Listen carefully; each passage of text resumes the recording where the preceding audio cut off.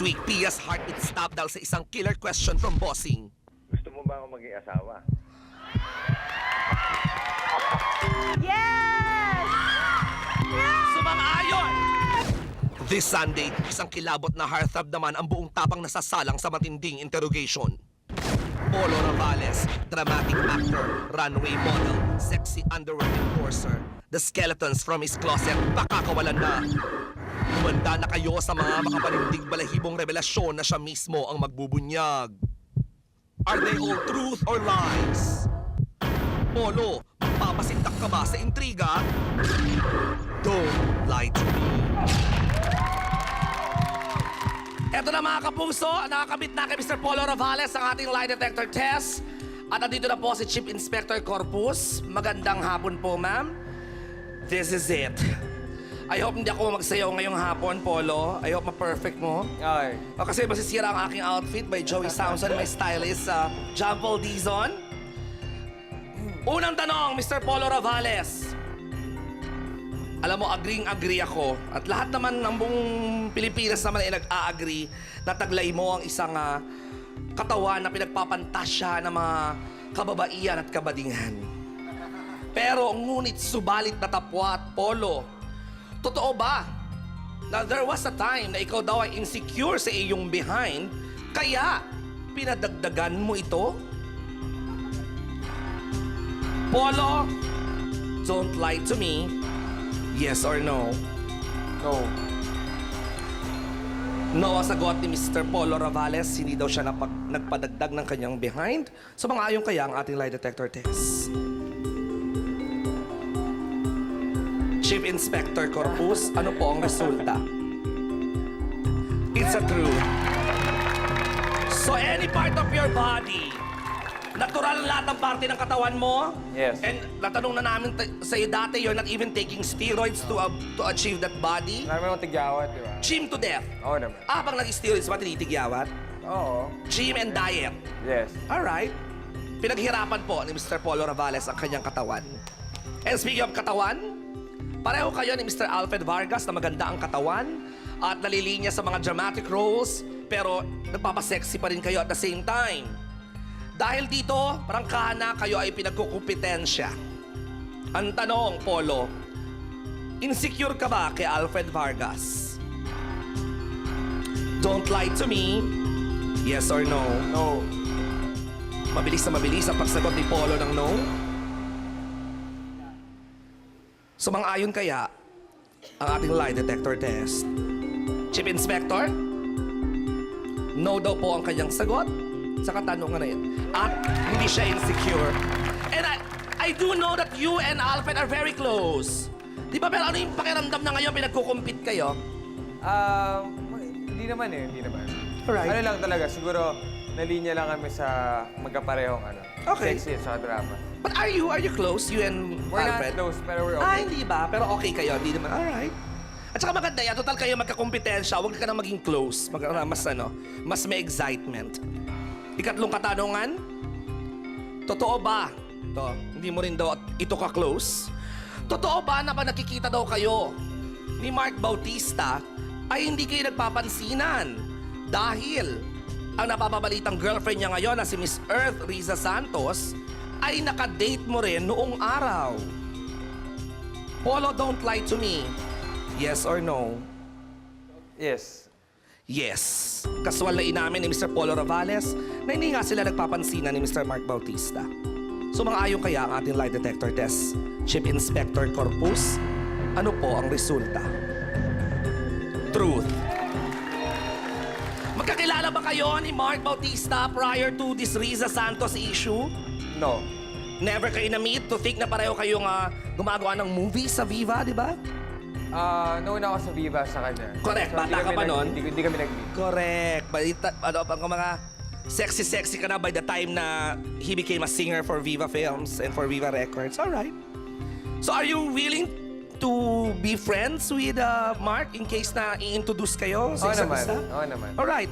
Mga taga-bossing natin dyan sa Viva, gusto daw maging friends ni Polo, si Mark Bautista. So, Mabait din si Mark. nag-aaway.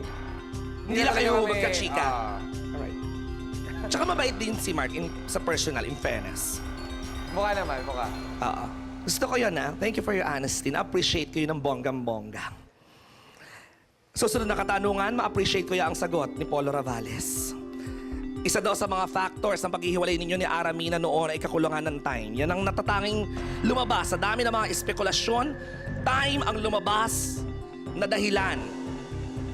Hindi na natin yan tatanungin kung totoo ba yan o hindi. Ang gusto kong malaman, Polo, totoo ba na ikaw ang nakipag-break kay Miss Aramina? Don't lie to me. Yes or no? Yes.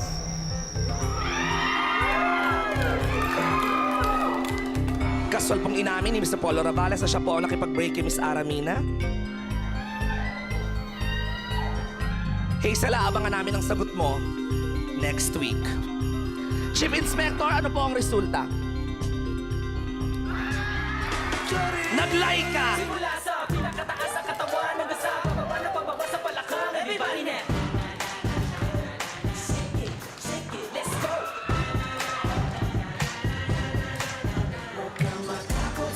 Yes! Naku, buti na lang, lion lumabas! Or else you'll get in trouble.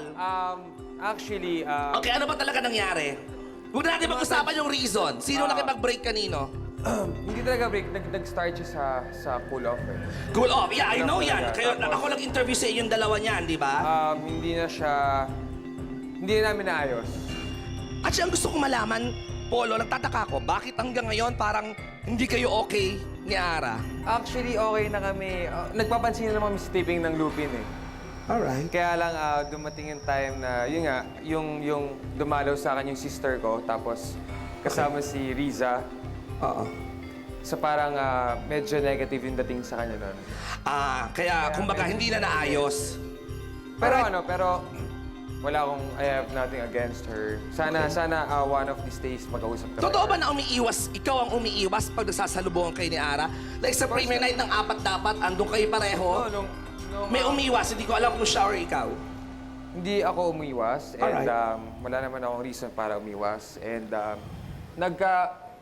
nagbeso kami nung Ram for a Cause ni Miss Annabel Rama. Alright. Nilapitan ko siya, nagkisa ko sa kanya. So, Okay. yun. At least gentleman ka. At saka sinabi na yan ni Ara noon, ikaw nga naman yung lalapit kasi siya yung babae. Alright. Eto na. Napaka-controversial, pinag-uusapan kanina lang sinagot ni Miss Jean Garcia ang inyong kissing scene sa La Vendetta. At inamin naman ni Miss Jean na siya ay ninervyos dahil sa kauna-unahang pagkakataon siya ay nakipag-kissing scene sa mas bata sa kanya. Eto na ngayon. Polo, ikaw daw ang na-carried away sa kissing scene mo with Miss Jean Garcia sa La Vendetta na aabangan dito lang sa GMA. Polo, don't lie to me. Yes or no?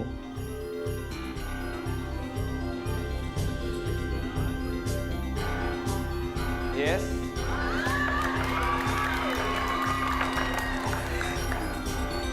Inamin ni Jean, ay ni Polo, naku na, nawala tuloy ako doon na siya'y na-overwhelm sa kissing scene nila ni Jean, Umaga who na is a yan. very beautiful woman. So, kahit lalaki ako, nagagandahan ako kay Miss Jean Garcia. Ay, kahit bakla ako, nagagandahan ako kay Jean Garcia. What more pa si Polo?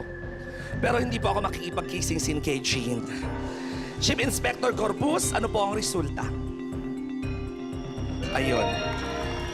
So bakit, my friend? Ang ganda eh, no? Pretty, Hot, yeah. hot mama. Siya masyadong dinamdam yung eksena eh, kaya... Pero all along, kinakabahan si Jean. Ikaw ba kinabahan ka rin bago ka na-overwhelmed? I was prepared nung time na yun. Naghanda ka? Oo. Alright. Nako, grabe. Pero naramdaman ko na natitense siya kasi nahawakan niya yung face ko pero nanginginig siya. Eh kasi nga syempre, bagets ka nga naman, di ba? Oo. Parang, ikaw, first time mo sabi niya makipag-kissing scene sa mas... matagal na raw siyang walang naka-kissing scene sa... First time mo makipag-kissing sa mas older sa'yo? Wow. Kaya naman pala. Alright. Apat na truth, isa lamang ang lie. Palapakan naman natin si Mr. Polo Ravales. Nako, humulas ang makeup ni Mikey Osias ng Hairwatch Salon. Buti na lang magandang skin ko. Salamat kay Dr. Smani and Pai Kalayan. Okay, dahil dyan makakapag-promote ka, La Vendetta tomorrow na. Tomorrow na po yung La Vendetta. Sana po panoorin niyo after ng Marimar. And happy birthday do sa manager ko kay Direk Manny Valera. Oh, happy birthday, Direk Manny, and to my friend, Mr. Ronald Carvalho. Happy birthday, Ronald. And to Vic Villavicencio, yun. Ay, munti ko na makalimutan. Okay, so wala nang aabangan pa sa'yo yung album ng grupo nyo, ng Boys.com. Ngayon wala pa. Pero maraming salamat sa lahat ng nanonood kagabi sa Circo. Correct, nagkaroon Thank kayo you so ng much. Zirco and Clowns Tour, di ba? Yes, thank you so much. And yun, bukas po, La Vendetta. Sana panoorin nyo. Uy, totoo ba? Nag-demand ka daw na ikaw maging parang frontman ng grupo nyo? Hindi Hindi, naman. hindi. So lahat kayo doon pantay-pantay? Yes. Lahat may turn para kumanta ng naman, solo? oo naman. Alright. Thank you very much. Once again, palakpakan Thank natin, you. Mr. Polo Ravales. Mga kapuso, paalala lamang po, ang truth, ang lie detector test po ay sinusuri ng isang eksperto. Yan, a licensed expert like Chief Inspector Corpus. Pero, ngunit, subalit na tapat, hindi po ito dapat ituring na absolute truth. Maraming salamat sa Truth Verifier Systems and its president, Captain Conrado Dumlao, and CEO Miss Cherry Nulud for being awarded by the PNP as the Detective Agency of the Year. Congratulations po. And mabuhay po kayong at happy birthday kay Daffy, Donna, and Louie. Mabuhay po kayong lahat dyan sa Truth Verifier System. Sa pagbabalik po ng Showbiz Central, hindi ninyo kakayanin tulad ng hindi ko pagkaya sa mga sagot ni Polo Ravales. Tutukan nyo lang po yan.